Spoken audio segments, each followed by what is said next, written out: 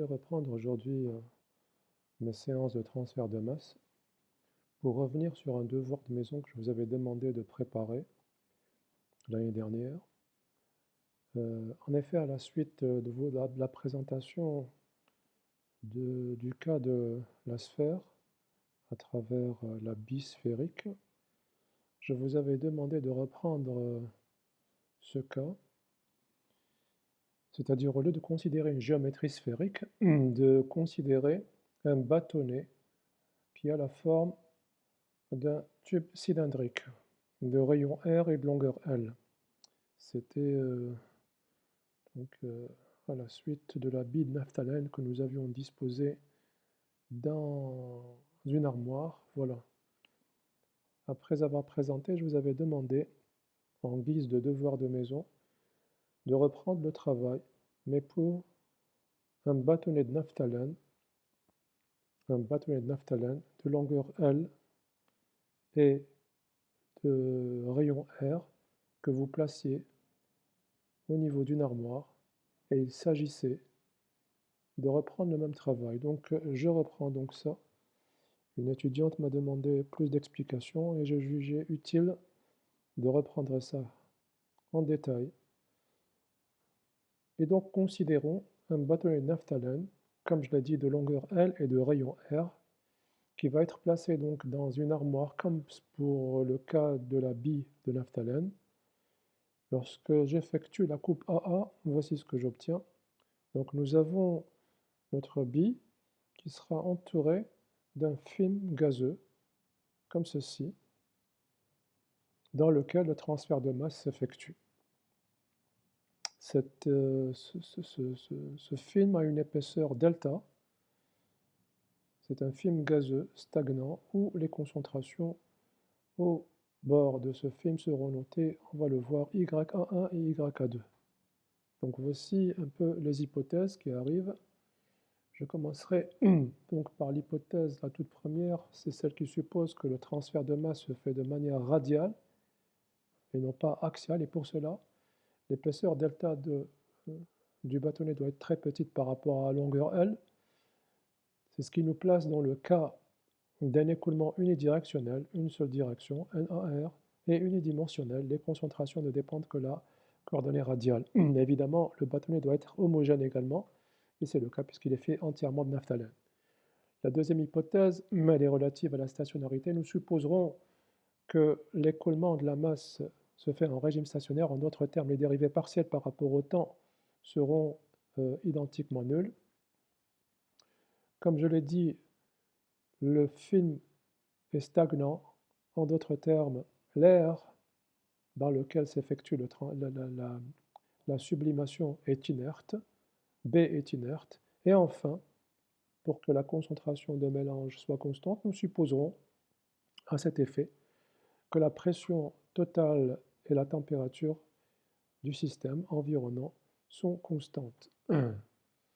Alors, récapitulons ce que nous avons fait à travers la présentation de deux équations, à savoir JA étoile, pardon, NA égale à JA étoile plus TA étoile, et l'équation de bilan comme ceci. Et écrivons l'équation de bilan en coordonnées cylindriques, c'est-à-dire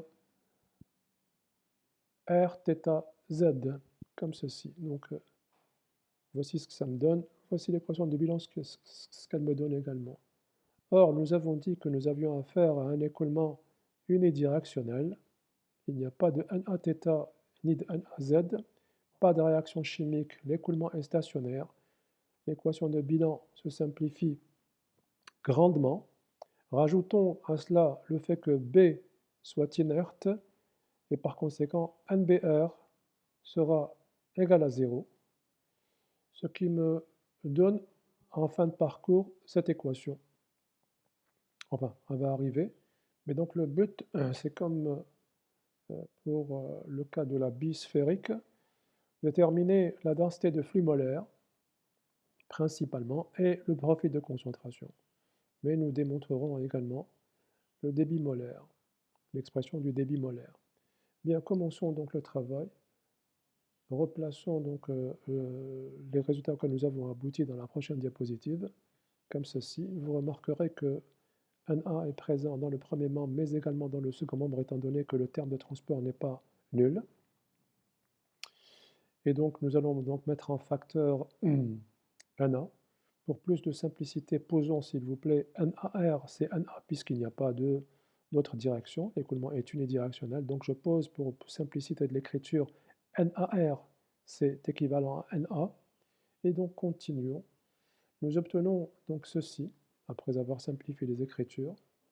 Et donc, il s'agit à présent de mettre NA en facteur pour pouvoir extraire et tirer NA. Donc voilà, ça va se faire dans la prochaine diapositive comme ceci. Donc tirons, mettons NA en facteur, ça me donne 1 moins YA1 qui va être égal à moins CDABD sur DR. Pour avoir NA, on divise le tout par 1 moins YA comme ceci. Voilà. Donc j'ai mis NA en facteur, ça me donne 1 moins YA. Puis j'extrais NA, je tire NA. NA sera égal au second membre divisé par 1 moins YA. Par 1 moins YA. La deuxième équation, elle me dit la chose suivante. Eh bien, elle me dit que RNA est constant et non pas NA. RNA est constant. Donc je l'écris. RNA égale la constante que j'appelle grand K. Et par conséquent, lorsque je vais vouloir exprimer ma densité de flux, je vais avoir un petit souci auquel il faudrait que je pallie. En d'autres termes, je ne pourrais pas faire sortir NA de l'intégrale. Donc pour pouvoir faire sortir NA de l'intégrale, il faut multiplier, il faut qu'il y ait un R multiplié par NA. C'est ce que je vais faire. Je vais en fait multiplier le premier et second membre par R, comme ceci. Donc multiplions l'équation par R pour que le premier membre soit égal à une constante et par conséquent le second aussi. Donc faisons ce travail à présent. À présent, une fois que nous avons multiplié par R, vous le voyez ici et ici, j'ai multiplié l'équation par R, là et là. Bien, ça me donne ceci. Quand je vais vouloir intégrer, le travail a été préparé. En d'autres termes, NA fois R est constant, donc je vais intégrer ici. Et je vais intégrer de R égale à grand R jusqu'à R égale à R plus delta. Comme ceci. Voilà. J'intègre à présent au premier membré, mais également au second, j'aurai des logarithmes népériens, comme ceci. Là, j'ai du sur u, donc YA2 log de YA2 sur YA1. Et enfin, quand je divise le second membre par R log de R plus delta sur R, ça me donne ceci. On a pris la précaution de diviser R par R, ça me donne 1 plus delta sur R. Voici à quoi j'aboutis. Je me rends compte que l'expression de la densité de flux, elle suit une loi hyperbolique, j'ai 1 sur R, comme pour le cas du sphérique où il y avait 1 sur R2. Donc voici l'expression de la densité de flux. Attention, s'il vous plaît, dans ce cas, c'est un cas général où j'ai considéré le terme de transport. Vous allez voir quand je vais faire une remarque tout à l'heure, dans laquelle je vais supposer que le terme de transport est négligeable. Mais pour l'instant, continuons le travail. Déterminons à présent les autres questions, c'est-à-dire la densité de flux de matière qui quitte la surface de mon solide, mon bâtonnet. Donc il suffit juste d'exprimer NA en R égale à grand R, c'est tout, en R égale à grand R, donc je mettrai ici un grand R, comme ceci. Donc voici la densité de flux de matière qui quitte la surface de mon bâtonnet. C'est donc des moles par mètre carré seconde. C'est le nombre de moles qui va quitter la surface latérale de mon solide, de mon bâtonnet, par unité de temps. Bien, continuons. Nous allons à présent nous intéresser au débit molaire WA. Le débit molaire, ce n'est rien d'autre que la densité de flux multipliée par la surface latérale, SR, 2πRL. Comme il y a un R au dénominateur multiplié par 2πRL, vous l'avez compris, les R se simplifient Et donc, vous allez trouver le fait que W, le débit molaire, se conservera, sera égal à une constante, comme ceci. Donc, je multiplie par 2pi RL divisé par R, le R disparaît, ça me donne ceci qui est une constante. Donc, retenons que le débit molaire, c'est-à-dire le nombre de moles par unité de temps, se conserve. Le débit molaire se conserve. Bien. Allons à présent déterminer le profil de concentration.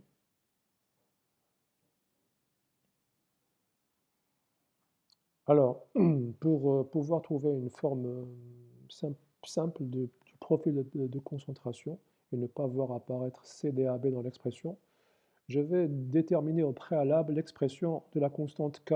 La constante K est simple à déterminer. Je vois que K, c'est R fois NA. Voici NA. Je le remets, donc voici K.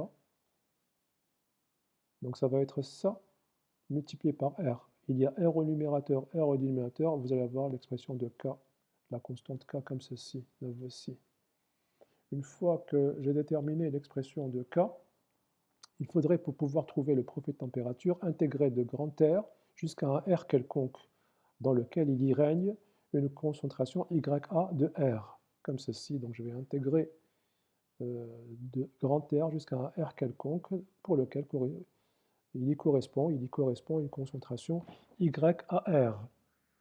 YAR. Donc voilà, j'intègre de grand R à petit r, qui lui correspond à une concentration YAR. Là, vous l'avez compris, il va y avoir un logarithme népérien ici, mais également ici.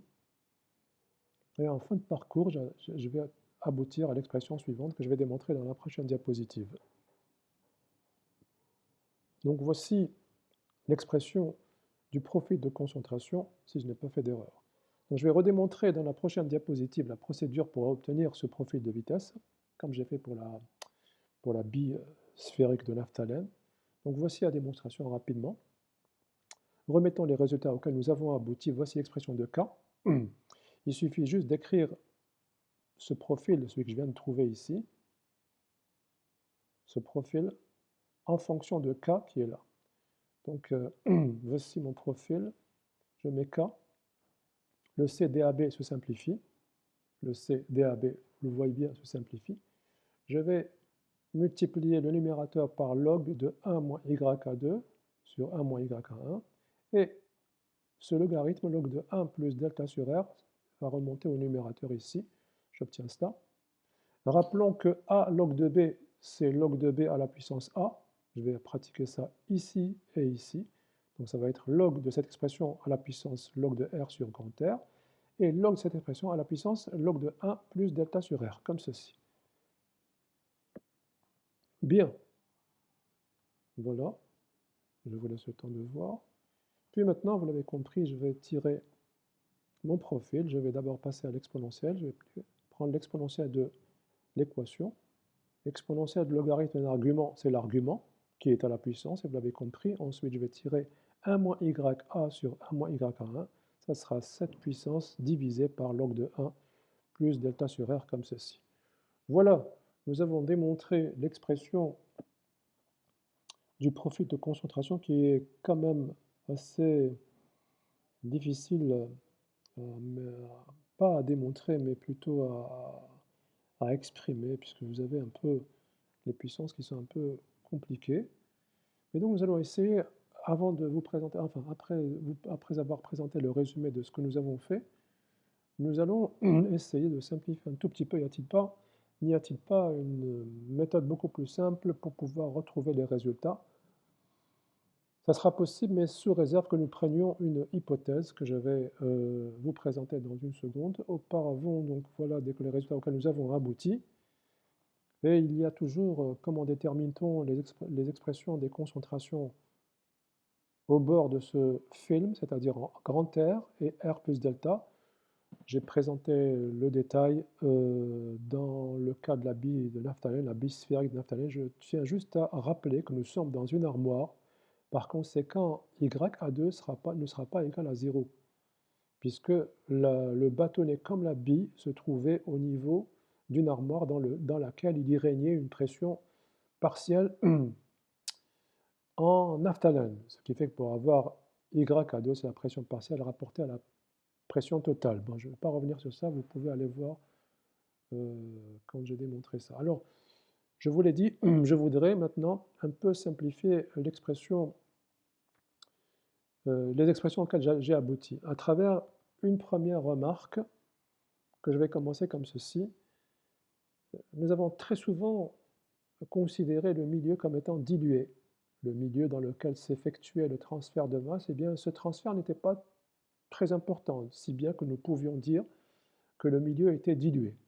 Donc la question est la suivante: comment se modifient les résultats précédents si le milieu dans lequel s'effectuait le transfert de masse, c'est-à-dire le film gazeux qui entoure le bâtonnet dans lequel s'effectue cette sublimation, eh bien dans le cas où cette sublimation n'est pas très intense.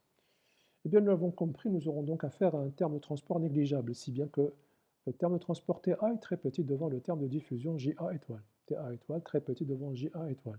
Bien, ça nous donne quoi? Remettons d'abord l'équation de bilan, la voici qui elle ne change pas. Remettons l'équation de bilan, eh bien, ça va nous donner quoi? Eh bien, ça va nous donner le fait que NA soit à peu près égal à JA étoile, comme ceci. NA, c'est à peu près égal à JA étoile. Eh bien, commençons le traitement. Comme d'habitude, nous allons multiplier par R l'expression de la densité, comme ceci. Donc, multiplions par R le premier et le second membre. J'aboutis à cette expression dans laquelle apparaît RNA, R fois NA, qui est constant. Par conséquent, je vais intégrer ici, comme tout à l'heure, de grand R à R plus delta, comme ceci. Et donc, vous l'avez compris, ici, je vais avoir une force motrice qui va être sympathique, puisqu'elle va être égale YA1 moins YA2. Alors, développons un peu plus dans la diapo suivante. Voilà. Donc ici, pareillement que tout à l'heure, je vais obtenir logarithme népérien de R plus delta divisé par R. Et ici, à cause de signe moins, YA1 moins YA2. Voilà. Quand je déduis l'expression de NA, je divise le second membre par R log de 1 plus delta sur R, comme ceci, puisque R sur R, c'est 1, et il me reste ça. Voilà donc l'expression de la densité de flux, c'est-à-dire le nombre de moles par unité de surface et de temps. Je vais juste présenter ici, ça c'est delta Y, hein, c'est la force motrice delta Y que je mets ici en petit pour que vous sachiez que YA1 moins YA2, je pourrais appeler ça delta Y, la force motrice. Donc allons-y, déterminons le flux molaire. Auparavant, trouvons la densité de flux qui quitte la surface. Pareillement que tout à l'heure, je remplace petit r par grand R, petit r par grand R. Et à présent, déterminons le débit molaire, qui est égal à une constante, comme on va le voir, puisque c'est multiplié par 2pi RL la surface latérale. Le petit r ici se simplifie. Par conséquent, j'obtiens ceci. Voici donc l'expression du débit molaire qui se conserve au sein de mon film. Alors, l'explication physique de ce débit molaire, comme on l'a dit, c'est un nombre de moles de naphtalène qui quitte la surface latérale du bâtonnet par unité de temps et qui passe dans la phase qui entoure la bille, le bâtonnet. Si la phase qui entoure le bâtonnet est solide, on appellera ça une sublimation, le passage d'état solide à l'état vapeur. Si maintenant c'était un bâtonnet de sel ou de sucre qui subissait non pas une sublimation, mais on dira, puisque c'est dans un liquide, une dissolution. Il subirait une dissolution. Mais voilà, je prépare ça parce qu'il va y avoir une application qui m'a été demandée par toujours la même étudiante de la section E. Et donc je vais essayer de présenter ce cas, le cas où on va avoir une dissolution d'un bâtonnet de sel dans de l'eau pure. Bien, déterminons à présent le profil de concentration, comme suit. Donc, comme tout à l'heure, mettons l'expression de K en multipliant NA par R, comme ceci. Ensuite, Comme tout à l'heure, je vais intégrer de grand R à un R quelconque dans lequel il y règne la concentration YA de R, comme ceci. Et donc je vais intégrer comme ceci, comme je viens de le dire. J'obtiens une expression très simple qui est la suivante, où il va y avoir le logarithme népérien uniquement dans le premier membre, et ici il va y avoir la force motrice YA1 moins YAR, et ensuite je tire l'expression du profil de concentration que je vais mettre d'une manière directe comme ceci, mais je vais démontrer dans la prochaine diapositive comment on est arrivé à ce résultat. En fait, il suffit juste de remplacer K par son expression. Le CDAB et le CDAB vont disparaître. Je vais faire ça dans la prochaine diapositive rapidement, puisque j'ai déjà fait. Donc voilà à quoi nous avons abouti. Voici l'expression de K, simplification de CDAB, comme je l'ai dit. Il va y avoir donc, je vais mettre les concentrations, le rapport de concentration au premier membre, comme ceci. Et il me restera au second membre, log de R multiplié par 1 sur ceci. Bien, je peux extraire, si je veux aller un tout petit peu plus loin, l'expression de YAR comme ceci, si ça vous intéresse. Donc voici l'expression du profil de concentration dans le cas où le terme de transport est négligeable, en d'autres termes, dans le cas où le film qui entoure, les concentrations dans le film sont très très faibles, ne sont pas très importantes. Alors, une deuxième remarque va être faite dans la prochaine diapositive, c'est la remarque numéro 2. Je pense que c'est par rapport à ce logarithme. Vous savez, nous sommes un peu allergiques à ces écritures en fonction d'un logarithme. Et comme ce logarithme se présente de manière très sympathique, j'ai commencé à le préparer, il se présente comme étant 1 plus delta sur R. Par conséquent, si l'épaisseur du film qui entoure le bâtonnet est très petite par rapport au rayon du bâtonnet, eh bien nous pouvons développer en série la fonction logarithme.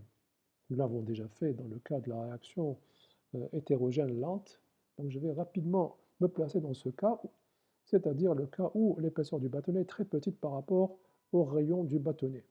Bien, dans ce cas, je vais avoir donc delta sur R est très petit, delta sur R est très petit par rapport à 1, ce qui va me simplifier grandement les expressions puisque le développement en série de log de 1 plus U, c'est à peu près égal à U,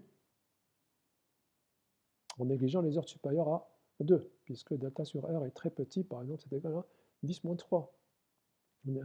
10-3 au carré, c'est 10-6, donc c'est très très petit. Donc là, qu'est-ce qu'il va y avoir?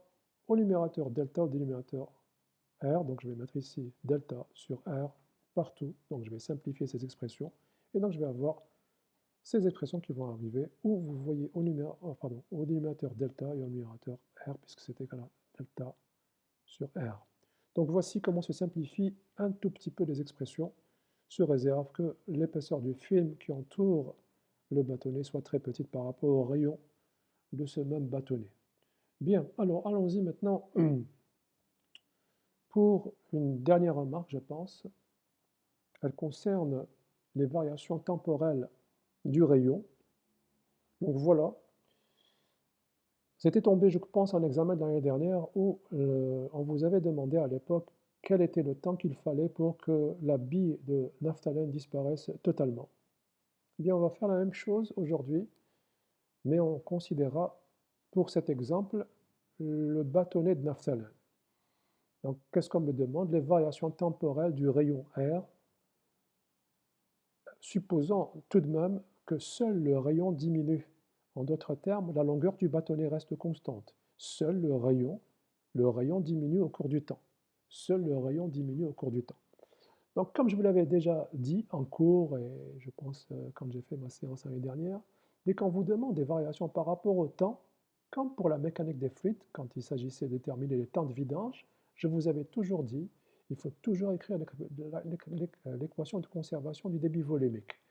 Et bien pour le cas du transfert de masse, quand on vous demandera des variations temporelles, il faut rapidement écrire l'expression de la conservation du débit molaire, cette fois-ci, le débit molaire. Donc écrivons l'expression du débit molaire. Donc voici d'abord le phénomène, comment ce qui se passe. Vous avez initialement le rayon R0 du bâtonnet, puis au cours du temps, ce rayon va diminuer comme ceci. Donc vous passez de R0 à RT. Je répète encore une fois, la longueur, elle reste constante, c'est-à-dire que seul le rayon diminue au cours du temps. Il va y avoir une deuxième hypothèse que je vais dire dans un instant, mais pour l'instant, voici ce qui se passe. Donc écrivons un tout petit peu l'expression du débit molaire qui va arriver. Donc voici d'abord le flux, ensuite le débit molaire. Ce qui m'intéresse moi, c'est ça. Je vais juste passer, parce que ça m'a été demandé en fonction des concentrations, donc remplacer, sachant que la fraction molaire, c'est la concentration molaire divisée par la concentration totale, comme ceci.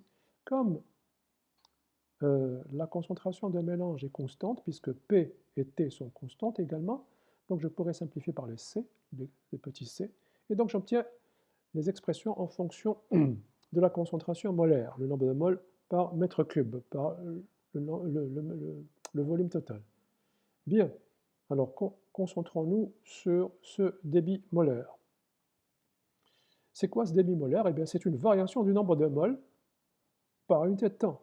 C'est une variation du nombre de moles par unité de temps.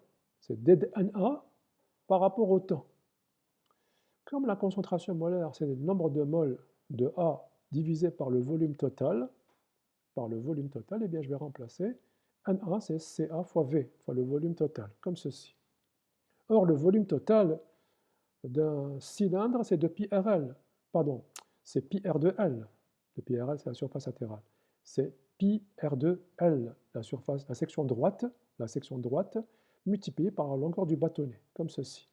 Bien, à cette étape, je dois faire une remarque. D'abord, parce que dans les données du problème, on vous avait demandé d'exprimer les variations temporelles, non pas en fonction de Ca, mais en fonction de la concentration massique, ρA. Eh bien, il existe, je vous avais démontré cette relation entre Ca et ρA, la voici.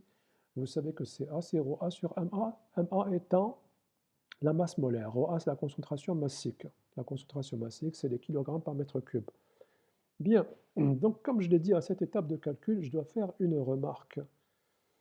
En effet, on me demande des variations temporelles. Or, la concentration, en toute logique, pourrait également varier en fonction du temps. Mais pour les besoins de cette question, je supposerai que seul le rayon du bâtonnet diminue, change au cours du temps, et que les concentrations dans le film, elles restent constantes, c'est-à-dire les concentrations à l'intérieur restent constantes au cours du temps, mais pas les dimensions du bâtonnet qui, elles, diminuent au cours du temps. En fait, je fais ça pour pouvoir faire sortir le ρA, pour pouvoir faire sortir la concentration massique qui doit être considérée comme constante, car ce n'est pas le but aujourd'hui, le but c'est de trouver les variations temporelles. Donc je vais garder à l'intérieur de la dérivée, du D, uniquement R2. Donc je fais sortir les constantes, je mets le second membre, c'est WA, le voici, je le mets ici. Et comme j'ai dit, les remarques ici, pour les bords, les concentrations au niveau des bords, mais même à l'intérieur du film, doivent rester constantes, c'est-à-dire indépendantes du temps.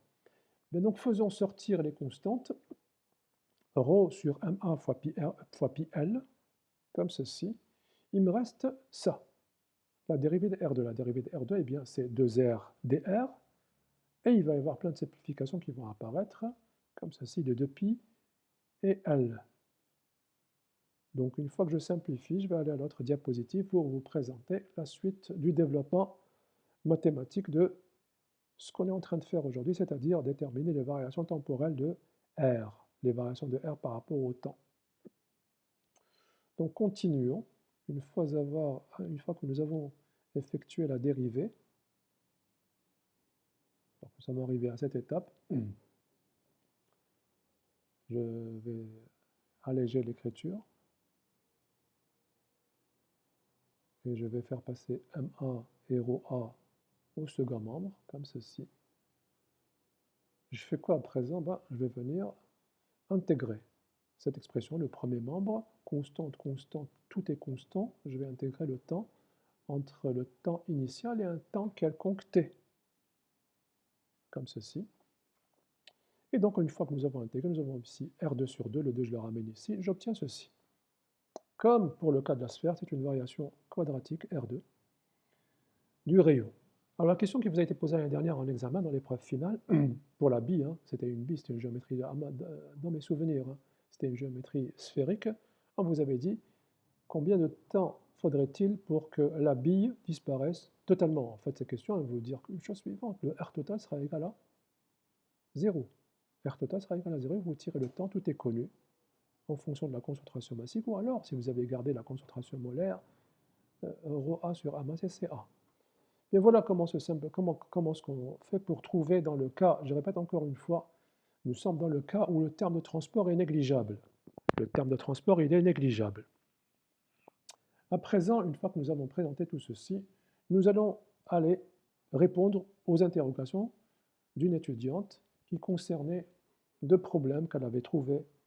Et elle avait résolu les premières questions, mais pour les dernières, elle avait trouvé de toutes petites difficultés. D'abord, commençons par cette première application. C'est un bâtonnet de sel qui subit une dissolution dans de l'eau pure. Dans de l'eau pure. OK. Ce bâtonnet de sel, il est maintenu à l'intérieur d'une conduite qui a de très grandes dimensions pour ne pas influencer l'écoulement, qui vient lécher le bâtonnet sur ses flancs, comme ceci. Donc, j'ai choisi une conduite très grande pour ne pas influencer. Cette conduite est le siège d'un écoulement d'une eau pure. Par conséquent, vous l'avez compris, ce n'est pas le cas tout à l'heure où vous étiez dans une armoire fermée dans laquelle il y avait une concentration résiduelle en naphtalène. Ici, l'eau est pure. Par conséquent, les concentrations en sel dans cette eau pure sont nulles. Nous sommes donc en coordonnées cylindriques comme ceci. Reprenons donc les schémas de tout à l'heure pour juste dire que c'est une géométrie cylindrique. Faisons de même pour la coupe.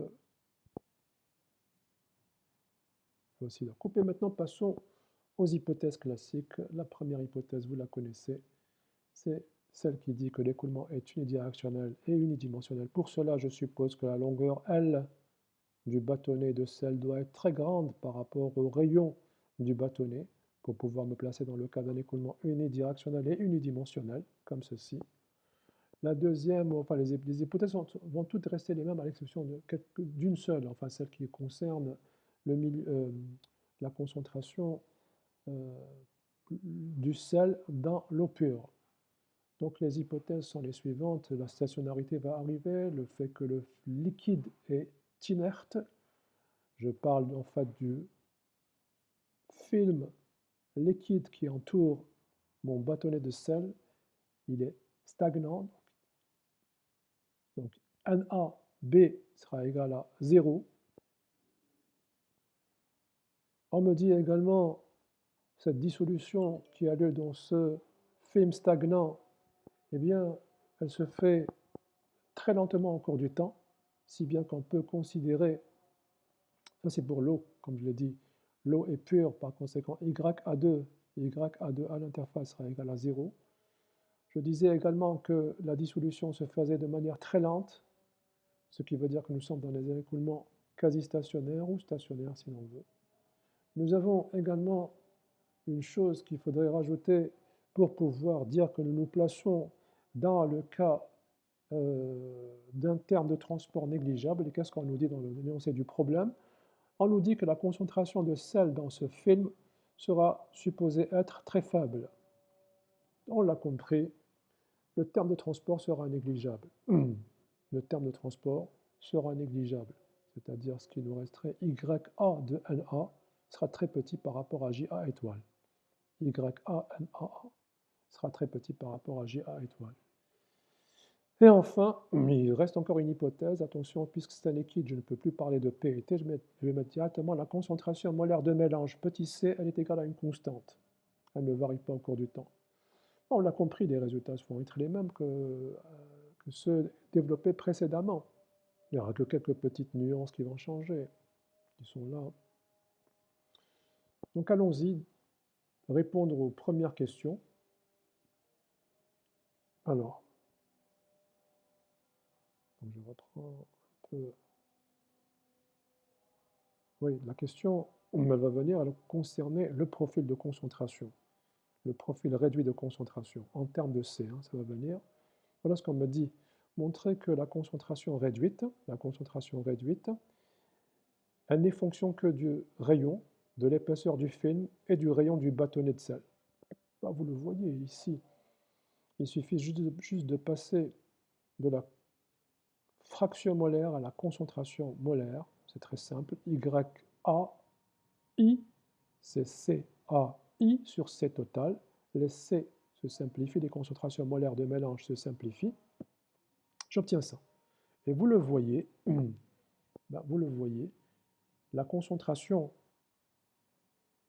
je n'ai pas encore remplacé, pardon, ici, les fractions molaires en fonction des concentrations molaires. Donc je vais mettre ici CA1 sur C total, CA sur C, et partout C, donc le C se simplifie, j'obtiens C. Remarquez que YA2 égale à 0. L'eau est pure.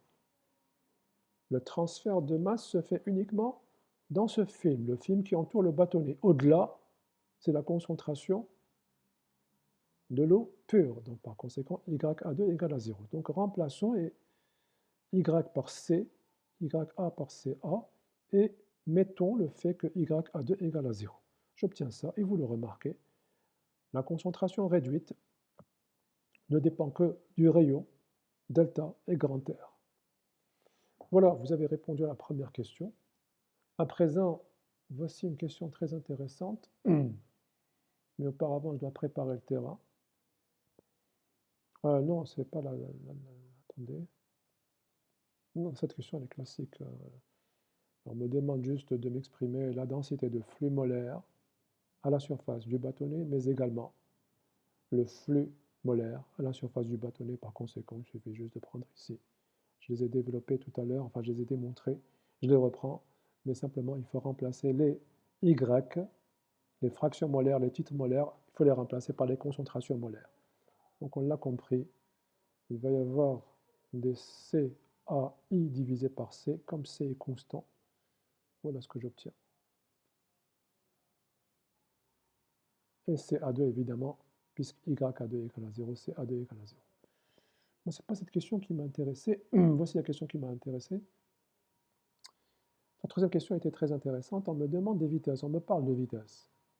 On me demande la vitesse de diminution du rayon et d'en déduire la vitesse initiale. Ok. Une vitesse, c'est, dans le cas général, qu'est-ce qu'une vitesse? C'est une variation d'une longueur par rapport au temps.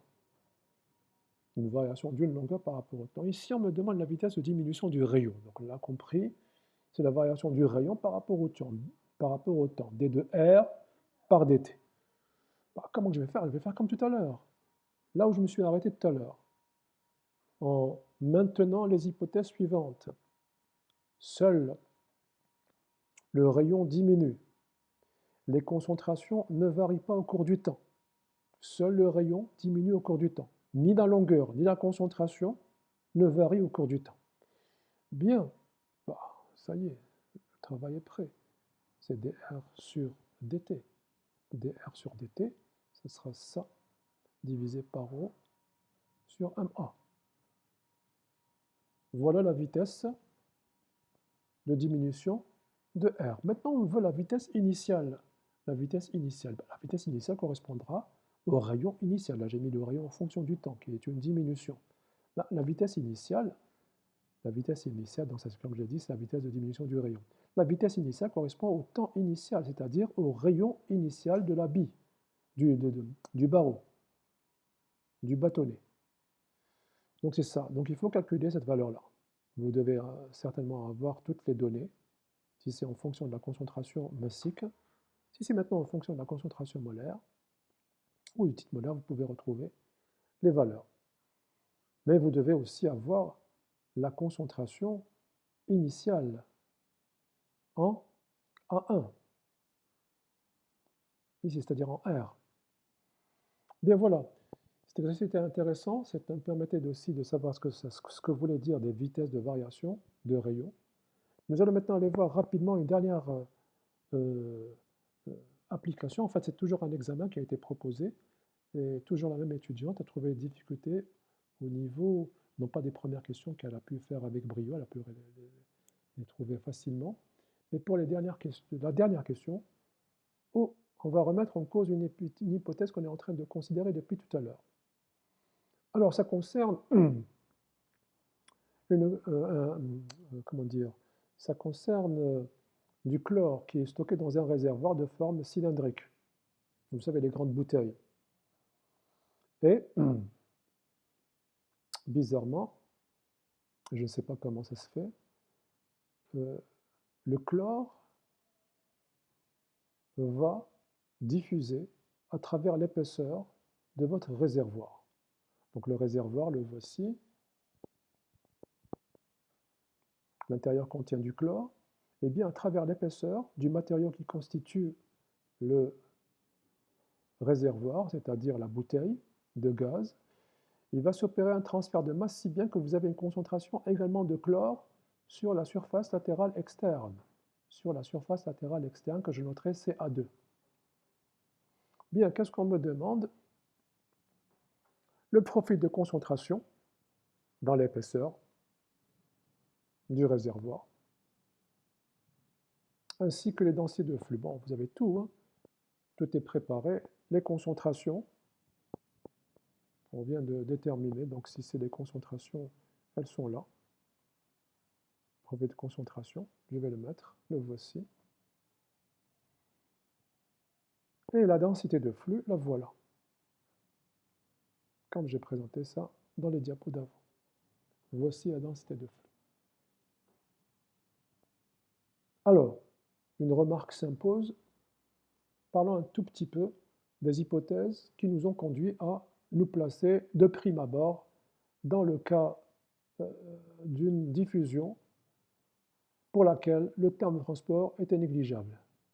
Eh bien, nous avons affaire à un matériau. C'est un matériau solide. Et donc, dans les interstices de ce matériau, le terme transport est négligeable. Nous avons parlé de ça quand j'ai abordé les transferts dans les milieux poreux. Rappelez-vous, quand j'ai estimé les coefficients de diffusion dans les milieux poreux, où je vous ai parlé de la diffusion de Knudsen, eh bien, nous avons dit que le terme transport est négligeable dans les milieux poreux. C'est de la même chose ici, c'est exactement la même chose ici. Donc nous avons adopté toutes les hypothèses, et même l'hypothèse qui concernait le terme transport est négligeable, et ici, elle se fait ressentir vraiment parce que nous sommes dans un milieu poreux. Par conséquent, toutes les hypothèses ont été retenues. Voilà, c'est ce que je dis ici. Les hypothèses 1, 2 et 3 sont retenues. Et en plus de cela, le terme transport est nul, puisque je suis dans un espace très confiné, dans lequel le mouvement moyen ne peut pas se manifester. Rappelez-vous, le terme transport correspond à quoi? C'est un déplacement. Les molécules se déplacent avec une vitesse moyenne. Cette vitesse moyenne n'est rien d'autre que la vitesse barycentrique. Donc c'est un A en plus de la diffusion moléculaire. Rappelez-vous, un A en plus de la diffusion moléculaire existait, ce qu'on avait dit, un terme de transport, c'est un mouvement d'ensemble des molécules. Elles se déplacent grâce à cette vitesse moyenne qui est la vitesse barycentrique. Donc voilà, après avoir fait cette remarque, nous allons aller maintenant répondre à la deuxième question. La deuxième question est très intéressante. C'est pour ça que la remarque, le problème est beau en lui-même. Voilà ce qu'il dit. Il dit, et c'est la première fois qu'on voit ça, donner aujourd'hui les variations de la concentration de A en fonction du temps. Bizarre. Depuis tout à l'heure, je vous dis, et depuis l'année dernière, je vous ai toujours dit, on supposera que seul le bâtonnet, seul la bille de naphtalène voit son rayon diminuer au cours du temps. Les concentrations ne changeaient pas. Eh bien, aujourd'hui, vous l'avez compris, c'est un réservoir avec un matériau solide, les dimensions ne vont pas changer. Qu'est-ce qu'on se propose d'étudier? Eh bien, on se propose d'étudier des variations, non pas de la géométrie, c'est-à-dire de la bouteille, mais plutôt de la concentration. Comme tout à l'heure, dès qu'on nous parle d'une variation temporelle, il faut penser à l'expression du flux molaire. Écrivons le flux molaire. Alors, le flux molaire, comme tout à l'heure, c'est une variation du nombre de moles de A par rapport au temps. Et nous savons que NA, c'est CA fois V. CA fois V. Le volume, on l'a dit, c'est pi R2 fois L, la section droite multipliée par la longueur. je vais l'écrire. Et ici, on a noté, pardon, R1 et R2, le rayon intérieur et extérieur de la bouteille. Dans les applications précédentes, par exemple celle du bâtonnet, j'appelais R1 grand R, R2 R plus delta. Donc c'est pi R1 carré L. Et maintenant, je fais sortir la constante. Aujourd'hui, la constante, c'est quoi? C'est pi R1 carré L. Et je laisse à l'intérieur CA, comme ceci. Ça va être égal à l'expression du débit molaire, le voici. Les simplifications qui apparaissent. Et à la fin, j'obtiens D de C, je fais la séparation des variables, c'est-à-dire je fais passer au second membre le dt, comme cela, et je vais maintenant venir intégrer ici, constant, tout est constant ici, je vais intégrer ici, comme cela, et ici. Voici donc l'expression de la concentration en fonction du temps. C'est une évolution linéaire au cours du temps. Voilà. Donc, je vous ai présenté aujourd'hui un peu le devoir de maison que vous deviez faire, puisqu'il y a eu beaucoup de questions relatives à cette géométrie cylindrique. J'ai préféré consacrer une séance et reprendre le travail. Je vais finir cette séance avec l'établissement du bilan de masse dans le cas d'une géométrie cylindrique. Donc on y va, dernière partie. Donc comment ça se passe? C'est très simple. Nous avons notre bâtonnet ou bien notre bouteille de rayon R. Voici R, petit r. Faisons une variation du rayon R plus dr, comme ceci, pour avoir le dr. Maintenant, écrivons comme d'habitude le nombre de moles de naphtalène ou bien de A qui traverse la surface latérale S pendant dt. S étant 2πRL. S étant 2πRL. Combien de moles traverse cette surface latérale 2πRLS pendant dt? Là, vous l'avez compris, je suis en train de parler du débit molaire qui sera égal à 2πRL multiplié par NA. 2πRL multiplié par NA. Refaisons le même topo pour, cette fois-ci, le nombre de moles qui va traverser pendant dt R plus dr, cette nouvelle surface latérale, R plus dr. Ça va être comme d'habitude 2π R plus dr fois L multiplié par NA, comme ceci. Voilà.